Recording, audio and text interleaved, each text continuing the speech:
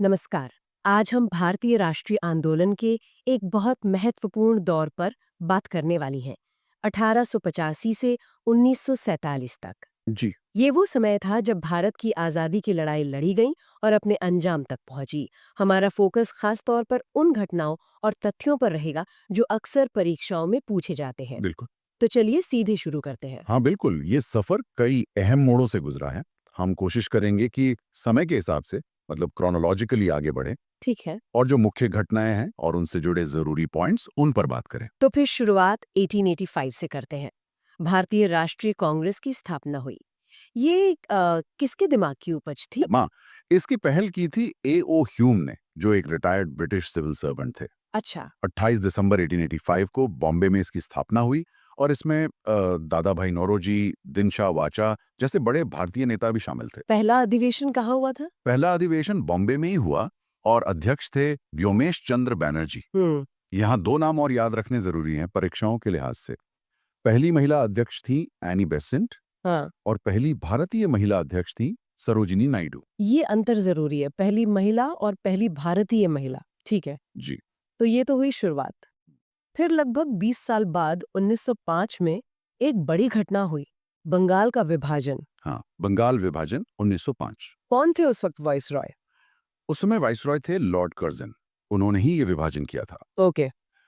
19 जुलाई 1905 को घोषणा हुई और 16 अक्टूबर 1905 से ये लागू हो गया। कारण क्या बताया गया था? कारण तो प्रशासनिक सुविधा बताया गया था कि बंगाल बहुत बड़ा प्रांत है, शासन चलाना मुश्किल है। हम्म। लेकिन असल मकसद जैसा माना जाता है वो था राष्ट्रवाद को कमजोर करना, हिंदू मुस्लिम एकता को तोड़ना, मतलब फूट डालो राज करो वाली नीति। अच्छा। पर ये विभाजन बाद में रद्द भी हुआ था। हाँ बिल्कुल, लोगों का जबरदस्त विरोध हुआ, स्वदेशी आंदोलन चला। इसके चलते 1911 में लॉर्ड हार्डिंग ने इसे रद्द कर दिया। ठीक है। अब विभाजन के ठीक बाद 1906 में मुस्लिम लीग भी बन गई। जी हाँ, 30 दिसंबर 1906 को ढाका में नवाब सलीमुल्लाह खान के नेतृत्व में ऑल इंडिया मुस्लिम लीग की स्थापना हुई। इसका मकसद क्या था? इसका घोषित मकसद था मुसलमानों के राजनीतिक हितों की रक्षा करना। हम्म। इसका पहला अधिवेशन 1908 में अमृतसर में हुआ, आगा खान की अध्यक्षता में। और फिर अगले ही साल 1907 में कांग्रेस में फूट पड़ गई, सूरत में। हाँ, सूरत विभाजन 1907। कांग्रेस का अधिवेशन था सूरत में। यहीं पर कांग्रेस दो गुटों में बंट गई, नरम दल यानी उदारवादी और गरम दल यानी उग्रवादी। अच्छा। अध्यक्षता की थी रासबिहारी घोष ने। और गरम दल के मुख्य नेता वो लाल बालपाल। बिल्कुल, लाला लाजपत राय, बाल गंगाधर तिलक और बिपिन चंद्रपाल, इन्हें ही लाल बालपाल की तिकड़ी कहा जाता था।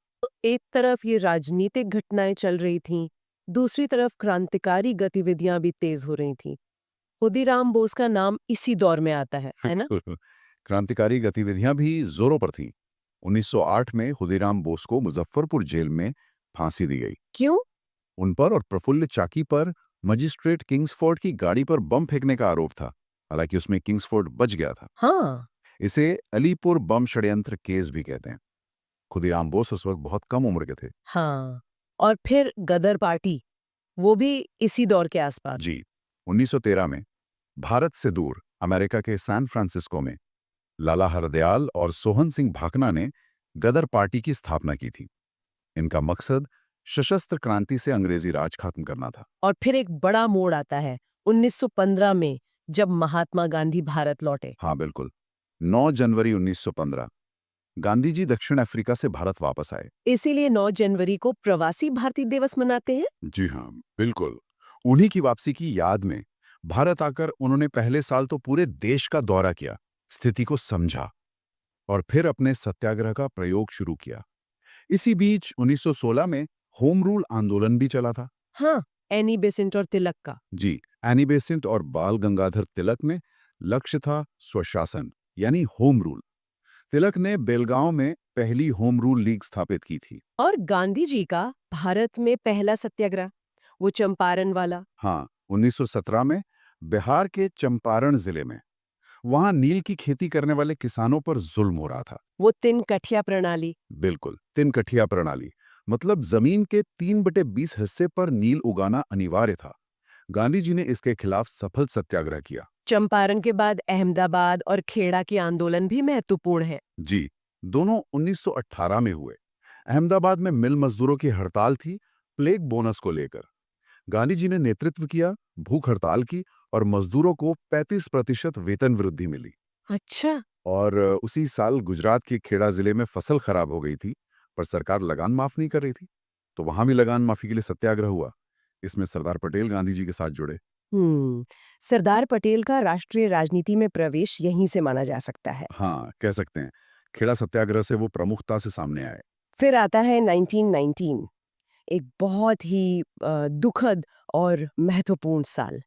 रॉलेट एक्ट से शुरू हुआ। हाँ, 1919 पहले आया रॉलेट एक्ट, जिसे गांधी जी ने काला कानून कहा, क्यों कहा था काला कानून? क्योंकि इसके तहत सरकार को ये अधिकार मिल गया था कि वो किसी भी भारतीय को सिर्फ शक के आधार पर बिना मुकदमा चलाए गिरफ्तार कर सकती थी।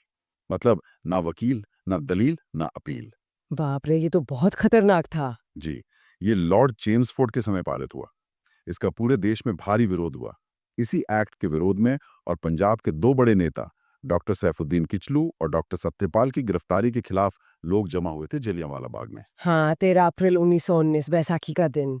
जी, अमृतसर का जलियांवाला बाग एक शांतिपूर्ण सभा हो रही थी। जनरल डायर ने सैनिकों के साथ आकर बिना किसी चेतावनी के निहत्थे लोगों पर गोलियां चलवा दी।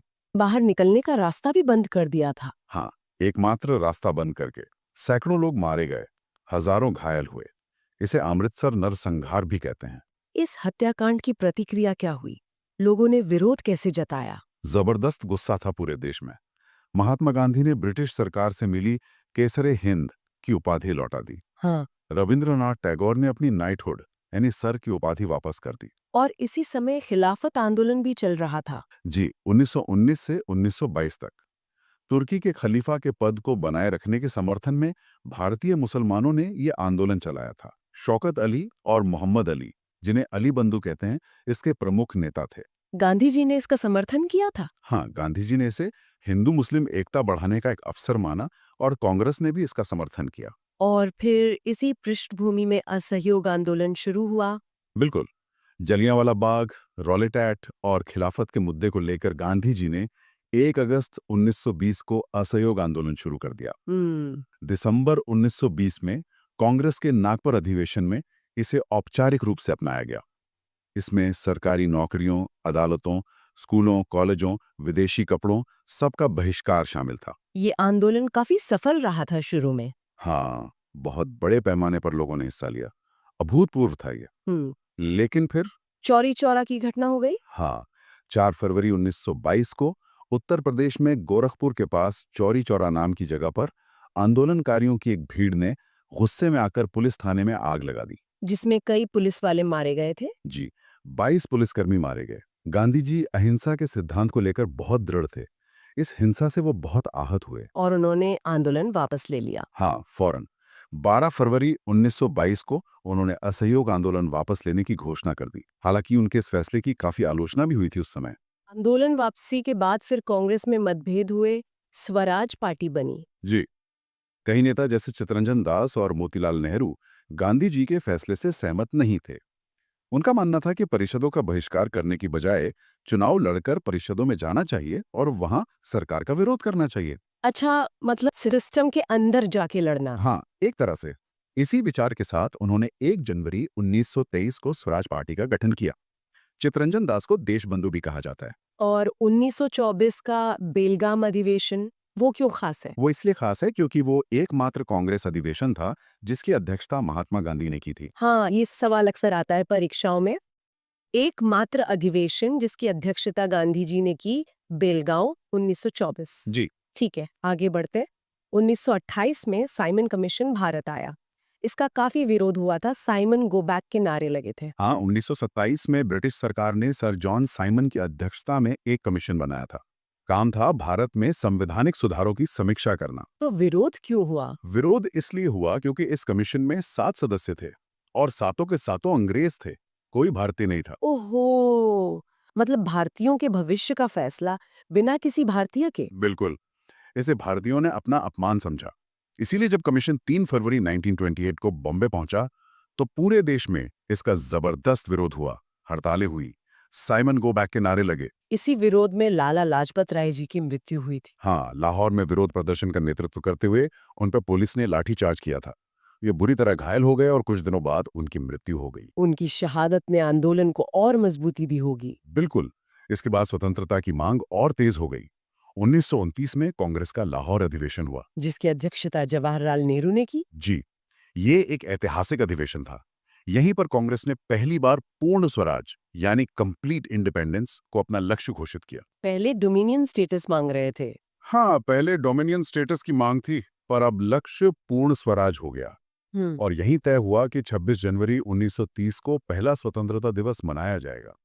और मनाया भी गया। जी पूर्ण स्वराज के लक्ष्य के बाद अगला बड़ा कदम दांडी मार्च, नमक सत्याग्रह। हाँ, पूर्ण स्वराज की घोषणा के बाद उसे पाने के लिए गांधी जी ने सविनय अवज्ञा आंदोलन यानी सिविल डिसोबीडियंस मूवमेंट शुरू करने का फैसला किया। इसकी शुरुआत नमक कानून तोड़कर की। जी, उस समय नमक बनाने पर सरकारी एकाधिकार था, टैक्स भी था। गांधी जी ने इसे अन्यायपूर्ण माना। 12 मार्च 1930 को साबरमती आश्रम से अपने 78 चुने हुए साथियों के साथ दांडी के लिए पैदल यात्रा शुरू की। लगभग 240 मील चलकर 6 अप्रैल 1930 को दांडी पहुंचे और समुद्र किनारे नमक बनाकर कानून तोड़ा। इस समय वाइसरॉय कौन थे? Lord Irwin. ठीक है। दांडी मार्च के बाद फिर लंदन में गोलमेज सम्मेलनों का सिलसिला शुरू हुआ। हाँ, ब्रिटिश सरकार संवैधानिक सुधारों पर चर्चा करना चाहती थी। 3 गोलमेज सम्मेलन हुए लंदन में। पहला कब हुआ? पहला हुआ नवंबर 1930 से जनवरी 1931 तक। कांग्रेस ने इसमें हिस्सा नहीं लिया क्योंकि सविनय अवज्ञा आंदोलन चल रहा था। फिर सरकार ने कांग्रेस को मनाने की कोशिश की। 5 मार्च 1931 को गांधी जी और वाइसरॉय इरविन के बीच एक समझौता हुआ, गांधी इरविन पैक्ट। इसमें क्या तय हुआ? इसमें तय हुआ कि सरकार राजनीतिक कैदियों को रिहा करेगी जिन पर हिंसा का आरोप नहीं है, और गांधी जी आंदोलन स्थगित करके दूसरे गोलमेज सम्मेलन में भाग लेंगे। तो गांधी जी गए दूसरे सम्मेलन में? हाँ, सितंबर से दिसंबर 1931 में दूसरा गोलमेज सम्मेलन हुआ। गांधी जी कांग्रेस के एकमात्र प्रतिनिधि के तौर पर गए। सरोजिनी नायडू ने भारतीय महिलाओं का प्रतिनिधित्व किया। क्या ये सफल रहा? नहीं, ये भी असफल रहा। सांप्रदायिक प्रतिनिधित्व के सवाल पर कोई सहमति नहीं बन पाई। गांधी जी निराश होकर लौटे और आंदोलन फिर से शुरू कर दिया। तीसरा सम्मेलन भी हुआ था? हाँ, नवंबर दिसंबर 1932 में तीसरा सम्मेलन हुआ। इसमें भी कांग्रेस ने भाग नहीं लिया। इसी दौरान पूना पैक्ट हुआ था गांधी जी और अंबेडकर जी के बीच। जी बिल्कुल। दूसरे गोलमेज सम्मेलन के बाद ब्रिटिश प्रधानमंत्री ने दलितों के लिए अलग निर्वाचन मंडल यानी सेपरेट इलेक्टोरेट की घोषणा कर दी थी, जिसे कम्युनल अवार्ड कहते हैं। गांधी जी इसके खिलाफ थे? हाँ, गांधी जी का मानना था कि इससे हिंदू समाज बढ़ जाएगा। उन्होंने पूना की यरवदा जेल में इसके विरोध में आमरण अनशन शुरू कर दिया। तब डॉक्टर B.R. अम्बेडकर और गांधी जी के बीच 24 सितंबर 1932 को एक समझौता हुआ, जिसे पूना पैक्ट कहते हैं। इसमें क्या हुआ? इसमें दलितों के लिए अलग निर्वाचन मंडल की मांग छोड़ दी गई, लेकिन प्रांतीय विधानमंडलों में उनके लिए आरक्षित सीटों की संख्या काफी बढ़ा दी गई। अच्छा, और डॉक्टर अंबेडकर ने तीनों गोलमेज सम्मेलनों में भाग लिया था? जी हाँ, ये एक महत्वपूर्ण तथ्य है। डॉक्टर अंबेडकर तीनों सम्मेलनों में शामिल हुए थे। इन सब चर्चाओं के बाद फिर 1935 का भारत सरकार अधिनियम आया। हाँ, गवर्नमेंट ऑफ इंडिया एक्ट 1935। ये ब्रिटिश भारत का सबसे लंबा अधिनियम था। लॉर्ड विलिंगडन उस समय वाइसरॉय थे। इसके मुख्य प्रावधान क्या थे? इसमें प्रांतीय स्वायत्ता दी गई। केंद्र में एक अखिल भारतीय संघ का प्रस्ताव था, हालांकि वो लागू नहीं हो पाया। बर्मा को भारत से अलग कर दिया गया। भारत परिषद यानी इंडिया काउंसिल को खत्म कर दिया गया। और इसी के आसपास पाकिस्तान की मांग भी उठी। हाँ, 1940 में मुस्लिम लीग ने अपने लाहौर अधिवेशन में पहली बार औपचारिक रूप से एक अलग मुस्लिम राष्ट्र यानी पाकिस्तान की मांग का प्रस्ताव पारित किया। फिर दूसरा विश्व युद्ध शुरू हो गया। उस दौरान क्रिप्स मिशन भारत आया था। जी, दूसरा विश्व युद्ध 1939 में शुरू हुआ। युद्ध में भारतीयों का सहयोग पाने के लिए ब्रिटिश सरकार ने मार्च 1942 में सर स्टैफोर्ड क्रिप्स के नेतृत्व में एक मिशन भेजा उसने क्या प्रस्ताव दिए? थी, और मुस्लिम लीग पाकिस्तान पर अड़ी थी, तो ये मिशन फेल हो गया। गांधी जी ने इसे पोस्ट डेटेड चेक कहा था। हाँ, post dated cheque on a failing bank, मतलब एक डूबते हुए बैंक का बाद की तारीख का चेक। क्रिप्स मिशन फेल होने के बाद ही भारत छोड़ो आंदोलन का फैसला हुआ। बिल्कुल, गांधी जी को लगा कि अब अंग्रेजों को भारत छोड़ने के लिए मजबूर करना ही होगा। 8 अगस्त 1942 को कांग्रेस ने बॉम्बे के ग्वालियर टैंक मैदान में भारत छोड़ो प्रस्ताव पारित किया। इसे किसने पेश किया था? जवाहरलाल नेहरू ने। और इसी मौके पर गांधी जी ने नारा दिया, करो या मरो, डू और डाई। इसे अगस्त क्रांति भी कहते हैं। जी हाँ, अंग्रेजों ने फौरन कार्रवाई की। ऑपरेशन जीरो आवर चलाकर गांधी जी समेत सभी बड़े नेताओं को गिरफ्तार कर लिया गया। लेकिन यह आंदोलन जनता के स्तर पर चलता रहा और इसने ब्रिटिश राज को हिलाकर रख दिया। और फिर आजादी की तरफ आखिरी कदम, शिमला सम्मेलन, कैबिनेट मिशन। हाँ, युद्ध खत्म होने के बाद 1945 में लॉर्ड विविल ने शिमला में एक सम्मेलन बुलाया, पर वो असफल रहा। फिर 1946 में ब्रिटिश सरकार ने कैबिनेट मिशन भेजा। इसमें कौन कौन थे? 3 सदस्य थे, पैथिक लॉरेंस, स्टैफर्ड क्रिप्स और एवी अलेक्जेंडर। इसका काम था संविधान निर्माण और सत्ता हस्तांतरण की रूपरेखा तैयार करना। क्या इसने बंटवारे का सुझाव दिया था? नहीं, कैबिनेट मिशन ने बंटवारे का सुझाव नहीं दिया था, बल्कि एक ढीले ढाले संघ का प्रस्ताव रखा था। इसी की योजना के तहत संविधान सभा का चुनाव हुआ। लेकिन फिर भी बंटवारा हुआ, वो कैसे तय हुआ? कैबिनेट मिशन योजना भी आखिर में लागू नहीं हो पाई। कांग्रेस और लीग में सहमति नहीं बनी। देश में सांप्रदायिक दंगे बढ़ गए। तब फरवरी 1947 में लॉर्ड माउंटबेटन आखिरी वाइसरॉय बनकर आए। उन्होंने हालात देखकर यह नतीजा निकाला कि बंटवारा ही एकमात्र रास्ता बचा है। उन्होंने माउंटबेटन योजना या 3 जून योजना पेश की, जिसमें भारत के बंटवारे की बात थी। और इसी के आधार पर स्वतंत्रता मिली। जी, इसी योजना के आधार पर ब्रिटिश संसद ने भारतीय स्वतंत्रता अधिनियम 1947 पारित किया और 15 अगस्त 1947 को भारत और पाकिस्तान 2 स्वतंत्र राष्ट्र बन गए। सीमाओं का निर्धारण किसने किया? सर सिरिल रेडक्लिफ की अध्यक्षता में एक सीमा आयोग ने, उन्हीं के नाम पर रेडक्लिफ लाइन है। इस पूरी यात्रा में कुछ और महत्वपूर्ण नाम या घटनाएं हैं जो हमें याद रखनी चाहिए, संक्षेप में। हाँ, कई हैं, जैसे सुभाष चंद्र बोस द्वारा 1943 में सिंगापुर में आजाद हिंद फौज का गठन और दिल्ली चलो का नारा। हाँ, बाल गंगाधर तिलक का प्रसिद्ध कथन, स्वराज मेरा जन्मसिद्ध अधिकार है और मैं इसे लेकर रहूंगा। बिल्कुल। भगत सिंह और बटुकेश्वर दत्त द्वारा 1929 में केंद्रीय असेंबली में बम फेंकना बहरी सरकार को सुनाने के लिए। 1916 का लखनऊ समझौता, जहां कांग्रेस और मुस्लिम लीग करीब आए और नरम गरम दल फिर से एक हुए। अच्छा, ये भी महत्वपूर्ण है। 1857 के विद्रोह के समय गवर्नर जनरल लॉर्ड कैनिंग थे। लॉर्ड लिटन के समय वर्नाक्यूलर प्रेस एक्ट आया था, जिसने देसी भाषाओं के प्रेस पर रोक लगाई। हाँ, लाला लाजपत राय का वो कथन, मेरे शरीर पर पड़ी एक एक लाठी ब्रिटिश सरकार के ताबूत में एक एक कील साबित होगी। जी। जलियांवाला बाग की जांच के लिए हंटर कमेटी बनी थी। गोपाल कृष्ण गोखले ने सर्वेंट्स ऑफ इंडिया सोसाइटी बनाई थी और सत्येंद्र नाथ टैगोर पहले भारतीय थे जो आईसीएस बने। बहुत अच्छे। तो ये थी 1885 से 1947 तक भारतीय राष्ट्रीय आंदोलन की एक संक्षिप्त लेकिन महत्वपूर्ण जानकारी, खासतौर पर उन तथ्यों पर ध्यान देते हुए जो परीक्षाओं में काम आ सकते हैं। बिल्कुल, हर घटना, हर व्यक्ति का योगदान इस लंबी कहानी का हिस्सा है। इन तथ्यों को याद रखना इस पूरे दौर को समझने में मदद करता है। और जैसा हमने कहा था, जाते जाते श्रोताओं के लिए एक आसान सा सवाल, जिसका जवाब आज की बातचीत में ही छिपा है। महात्मा गांधी ने कांग्रेस के किस एकमात्र अधिवेशन की अध्यक्षता की थी? इस पर जरूर सोचिएगा।